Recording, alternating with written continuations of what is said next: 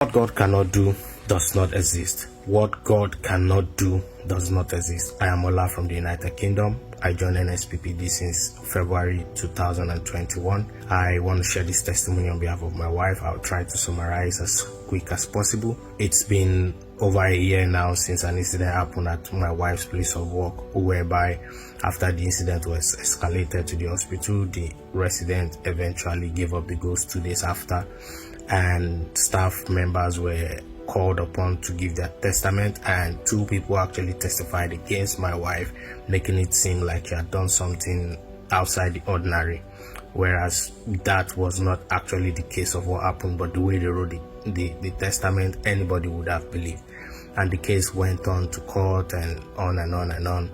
And sometimes this year, after the final court proceeding was done, the court then ordered the company to carry out actions and get back to the court regarding whatever action will be taken. And whilst that incident actually happened, my wife was heavily pregnant. She was about 2.5, 3 weeks to delivery.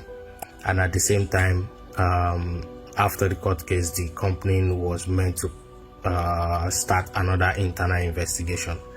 And then on July the 6th, because this is something that has always brought sorrow to the family, we were not happy about what was going on.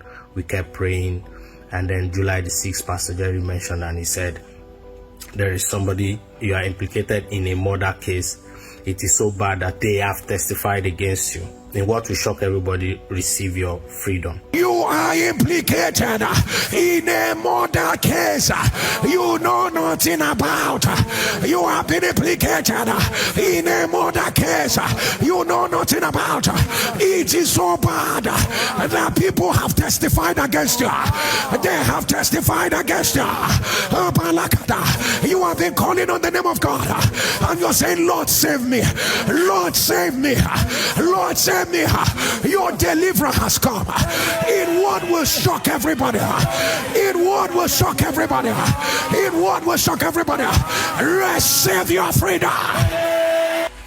And the moment I saw that, I screen recorded the clip, sent it to my wife, because I knew she would be at work and she would not be able to listen that very morning. So I sent her the clip, and we kept on using that as our prayer, and we kept saying, Pastor Jerry has already mentioned it, God has settled it, we know it is done.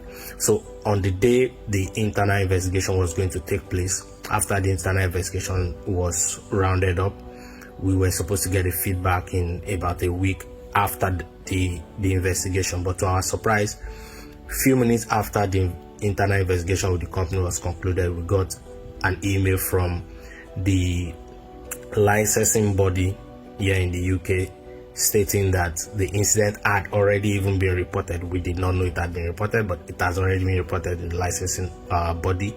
And the painful side of this is that while my wife was working and when that incident happened, she had not even had a license. She had not even qualified for that phase of